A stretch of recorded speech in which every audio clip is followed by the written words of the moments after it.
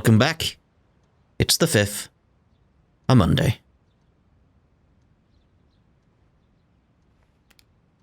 Yesterday was a terrible tragedy. However, I must still go to school today. Really? You'd think they'd give you the day off. You'd think?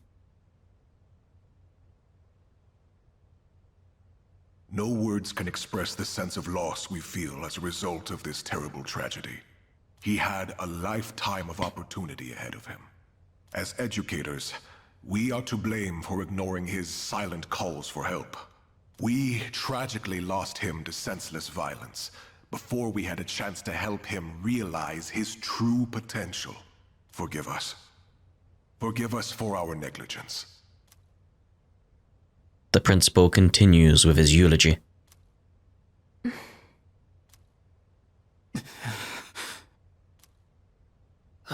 He just never stops talking. Dude, shut the hell up. I'd never even heard of any Aragaki. Had you? I heard he never came to school. Probably just some punk. Oh, I just want to get home. I gotta study for my mock exam. Hey, you guys know who this Aragaki is? Wait, you're not even in the same year. No way you'd know him then. Anyways, it's crazy that stuff like this really happens, huh? Yeah, we're gonna go with shut your mouth. Huh? What the hell's your problem? We did know him. Shut up. Huh? What are you getting up for?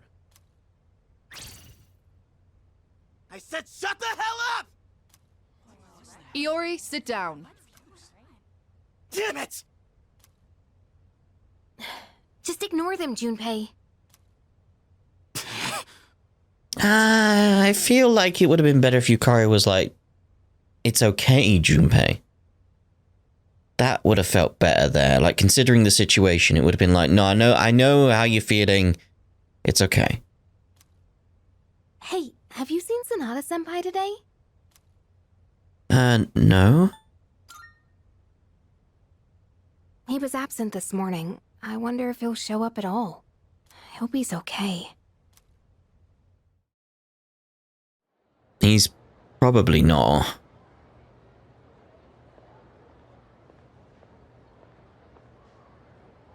Do you have a moment?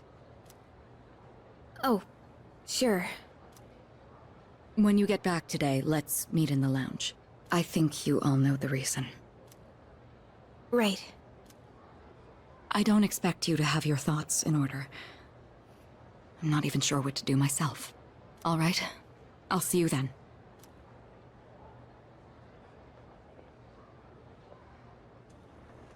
So it's about Amada, huh?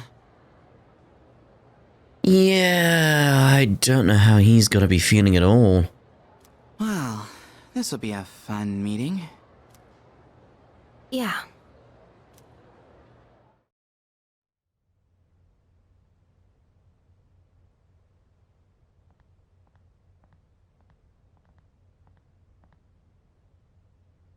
Hey. At the usual for lunch. I was wondering what ramen tastes like when you skip class. It's surprisingly good. You could have invited me at least once, you know. Come on, say something. Dude, it's a picture. Why do you have to be like that? Always going off without saying a word. Put yourself in my shoes for a change. You think it's the other way around? Yeah, you're right. I was always the one running off on my own. I was too obsessed with getting stronger. Ever since I lost Miki, that's all I've cared about. I thought if I was strong enough, I could protect anyone. But I was wrong. And now you're gone too. God, it's like the world is laughing at me. I knew what we were getting into. I knew we were putting our lives on the line, but I was so focused on fighting that I didn't see anything else. It doesn't matter how strong I was. Look what happened!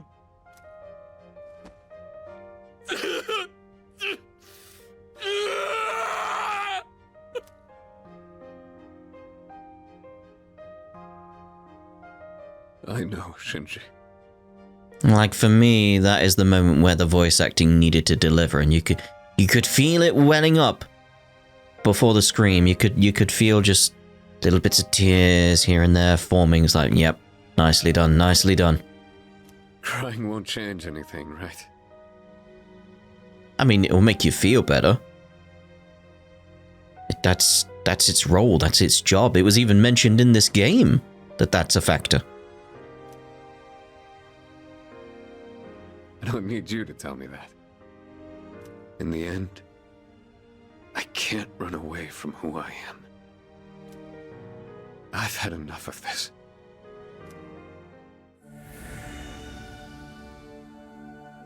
Hello?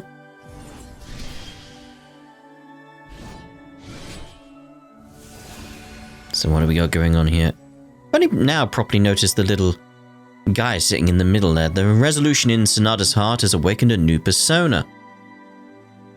Sonata's persona, Polydeuces, has given rise to Caesar.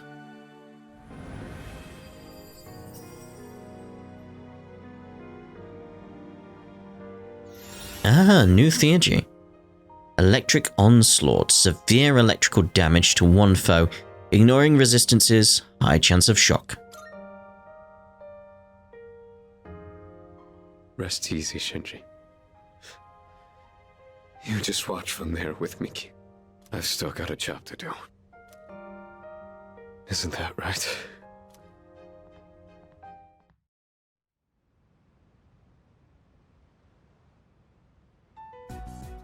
You all know the reason we're gathered here. Indeed, but I want to take a moment myself to talk about things.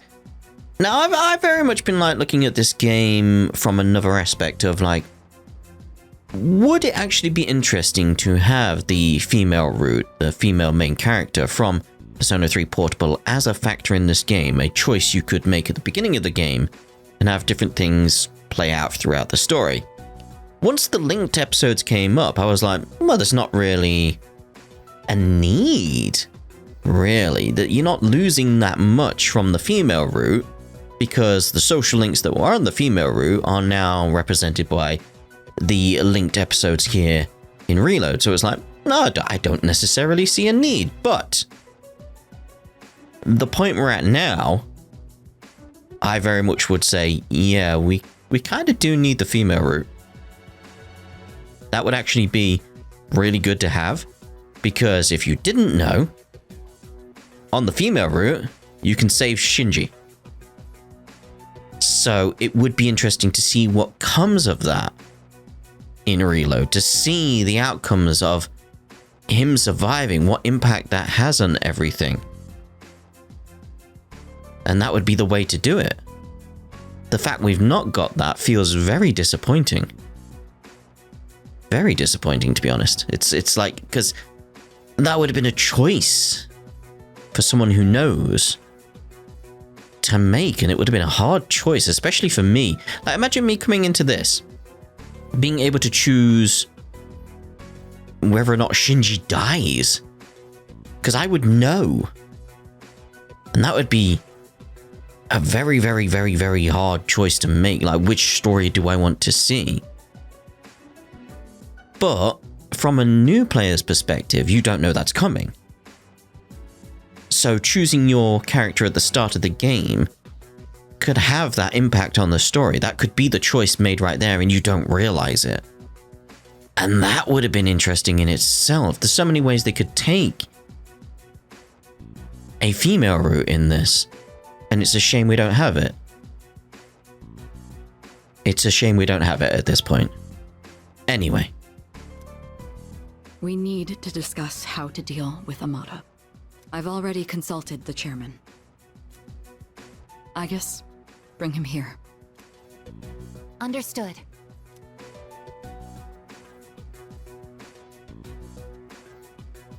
It's my fault.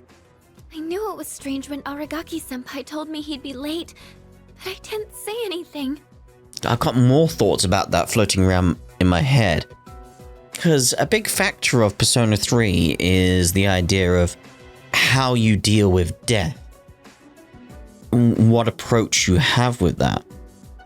You could then learn that it's a case of, because of a choice you made, you, literally the player, that led to a character's death in the game. You are responsible for that. And then it's a question of, like, how do you deal with that aspect? That would really play into the idea of what Persona 3 is about. And it feels like we've not got that as a result now, and it feels kind of disappointing. Again, it's just, yeah. At this point, why? You've fundamentally stripped something that's interesting from what Persona 3 is these days. It's a shame. If I'd only listened to my intuition, this wouldn't have happened. I've got to go with all the dots. This actually feels appropriate this time. Normally I go for all the dots as a joke these days, but this one, it's like, I want to say this isn't on you, but the way I feel Makoto is here, he wants to say that. He wants to support her, but he's going to be processing what happened and doesn't know what to say or how to say it, or what's appropriate, whether that is the correct response. And all the dots would therefore be that response. A case of, I don't know what to say. No, it's not your fault. If there's anyone who should have realized, it's me. I should have been taking things more seriously, too. I knew this wasn't a game. But I never thought it'd end up like this. There's no point dwelling on the past. Shinji's last words were, "This is how it should be." He was a hell of a guy. He even faced death with a smile. So, from this day forward, I'll face things head on too. This is how it should be. Huh. Senpai.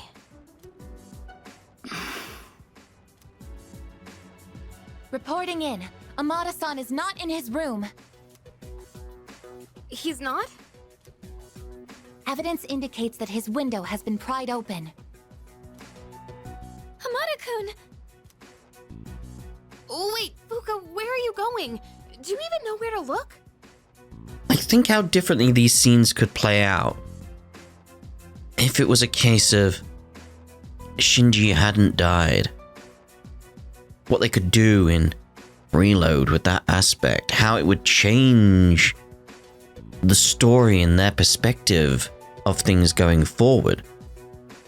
It would have been really interesting to see both sides. Again, up until this point, I don't feel like there's really much of a difference, but at this point, I feel like the story would split off and be very, very interesting. Again, it would be then worthwhile to go back through to have a look and see what happens from this point onwards if Shinji survived. And it's just a shame we don't have that. It's such a shame. Well, no, but we can't just let him go off on his own, right? You're just gonna run around without a clue? You'll never find him like that. Maybe not, but we have to try.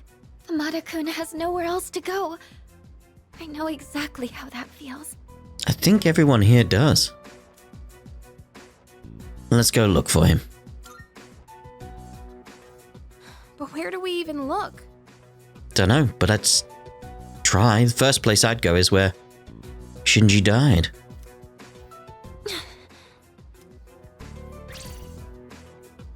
You of all people should understand, Yukari-chan! Fuka. I'm sorry. I didn't mean to. Give him some time. Dragging him back won't change how he feels, and we can't protect him forever. Akihiko. It's his choice. He's the only one who can decide how to live his life. We all choose our own paths.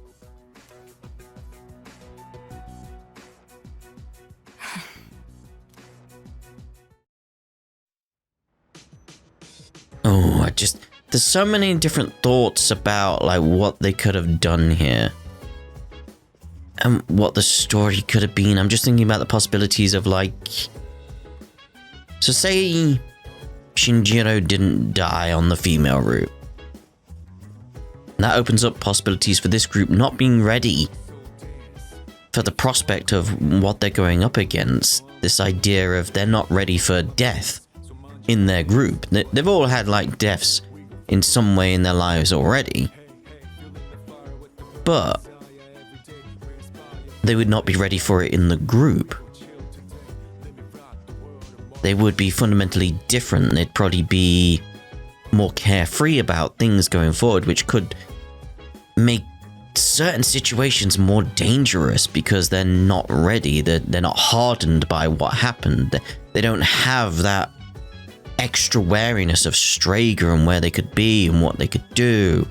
And that could open up different possibilities in the story going forward.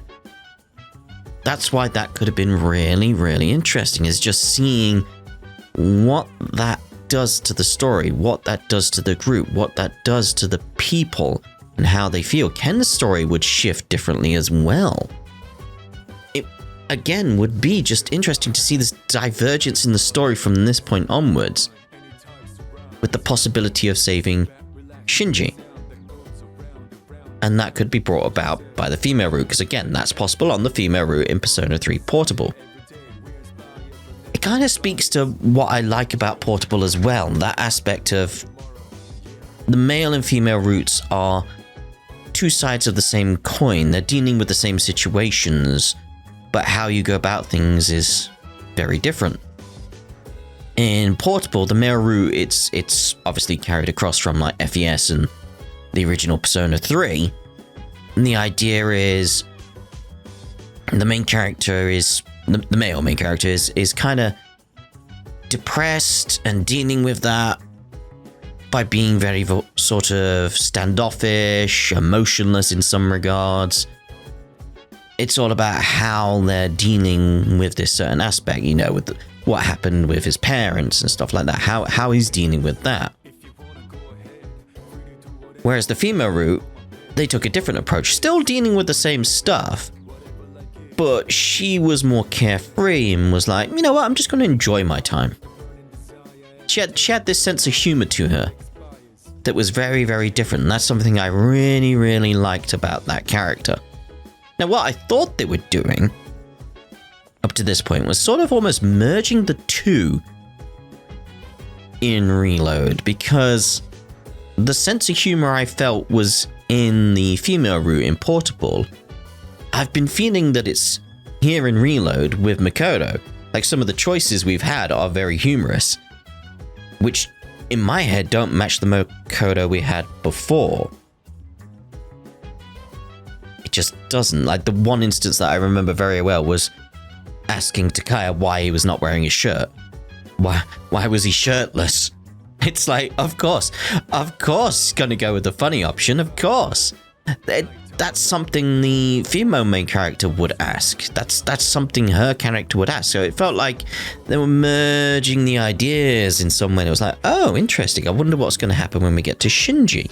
Maybe the actions we take will cause things to be different, and that would be an interesting factor they could have within the story. And again, I just feel like we've not had that. It feels like they've lost something that's interesting about Portable. It's gone in Reload. It's like, oh, that's a shame. That's a big shame. But anyway, what are your thoughts on that? I genuinely like to know. It's like, because that's a good talking point, really, isn't it? I don't have the answers to what's right and wrong there. No. It's just something interesting to think about, the possibilities we could have had, or is it a better choice from your point of view to have it the way it is, a more directed story, making sure these guys do deal with death as a group at this point is that important. And why? Because that could be a factor as well. That could be something that's coming into play later on as well. Depends, we have new scenes all over the place. That could be a big factor as well. Maybe there's a reason why that I don't know yet, but at the moment it is just a case of, aw, there was potential there. There was potential there for something really interesting. And at the moment, I don't feel like we've been offered that opportunity for that something interesting. I don't know. I've got to let my thoughts really finalize on that. Because at the moment, it's very fresh, obviously. I do think the scene was handled much better. But I only have Portable to go on for that one. With the blood on Ken's hand. Ooh. That really sealed it for me in terms of... It's so much better here, because... You could almost feel the effects that would have on Ken in that instance. Like, yeah, unfortunately, mate, this is kind of your fault in a way.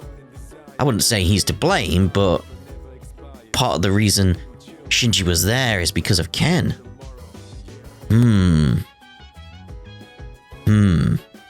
Anyway, it's the evening. What are we doing? That's the question.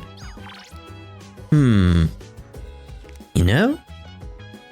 What happens... Marder's... Let's check Marder's room, can we? Marder doesn't seem to be in his room. There's Junpei's, there's mine. There's Sonata's. Is Sonata there? Sonata's downstairs, isn't he? Sonata doesn't seem to be in his room. Aragaki. The room where Aragaki used to live is now empty. Huh? I thought he was just going to say something at the door. The door doesn't seem to be locked. Enter. Oh. Well, there's not much in here, is there? I genuinely thought he was just going to say something at the door. That's why I went there. Okay. Nothing on his shelves, his bed. Aragaki's desk. What's that? Is that just tape there? I think it's tape. There is a simple desk. On the desk is a cardboard box. Aragaki's belongings are inside the box. Oh. What can I do with them? Sell them? Like, got Blade of Fury, though. The desk drawer is slightly ajar. Open it? I found a familiar-looking envelope inside the drawer. Oh. Inside the envelope is a single piece of paper. It's a document with the following written on it. Oh, no. Reinstatement form. Mr. Principal, Gekkoken High School. Oh, no. It appears to be the school reinstatement form Mitsuru asked me to give him. The date and reason are blank, but there is a signature that looks like Aragaki's handwriting. Is someone there? Oh, it's you. Sorry for surprising you. I had a feeling someone was in here, so I came to check. Oh no. What's that? Did you find this? It was in his desk. I see. He made a habit of not leaving behind any personal belongings, but... I have no idea when he filled out this form to return to school, or whether he even planned to hand it in. But I think this is proof that he was thinking about the promise we made.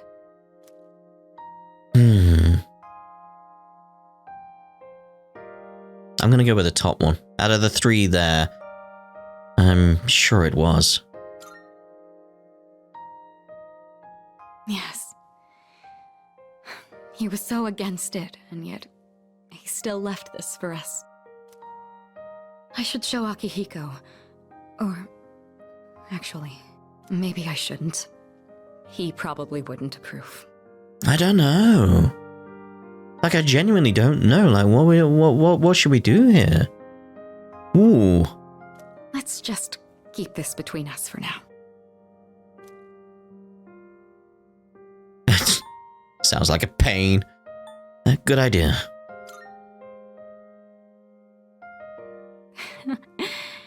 It sounds like you know how to handle those two now. Thanks to you, I was able to understand how he really felt. I'll say this on behalf of all three of us. Thank you so much. Here. You take this. It should go to you, since you're the one who got him to open up. In complete form. Someday, once we leave the storm, then I'll tell Akihiko. I'll tell him about his struggle returning to this room to fulfill the promise we made. But he never forgot those days when it was just the three of us. Not even for a moment. You have witnessed Aragaki's final wishes. You can now fuse Hellbiker, the hooligan of the underworld. Aww. Oh, that was so nice. I'm assuming like that's the cap on that. Maybe we'll get something at the end of the game or something when this is all over. Where she does actually tell Akihiko. That would be nice to see. Aw. Well, You should hold on to that. I'm sure that's what he would have wanted too. Alright. Are you leaving? Yeah. precisely. You're right. We shouldn't stay too long. He wouldn't like that. But it was nice to be here. Well, shall we go? I wanted to check if you said something when you were at the door. Aw. Wonder how many people will miss that. Because that's very... You didn't get a message or anything telling you to, like, go check his room or anything like that. Or be like... Give you a hint saying, like, we've cleaned out Akihiko's room. You could go in there, like, if you feel like it or something like that. Just some nudge towards that. Like, there's nothing, is there? You could easily miss that. I was lucky I went to check the door. Okay, I thought he was just gonna, like, just be like, best not to go in there, or best not to disturb anything, or maybe even Akihiko would be here, like something. But no, we got that instead. That was really good. That I really liked. Right. What are we actually gonna do this evening? We can't do Club Escapade with the monk. So downstairs, let's see what we got. It's just walkies then. Arf indeed. Koromaru is looking at me with pleading eyes. He seems to want to go for a walk. I guess can come with us tonight. Go together. As usual, I observe no abnormalities in Koromaru-san's physical or mental status today. May I have a moment of your time? There is something I wish to speak with you about. Oh, go right ahead. I was performing research today and came across a puzzling piece of information. It stated that there is a specific time of year in which one can reunite with the dead.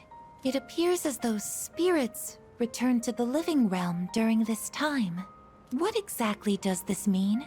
Once an organism comes to the end of its lifespan, its physical body will deteriorate. But does this mean that there is a spirit that exists independent of one's physical form? And in that case, would that mean that Aragaki-san is...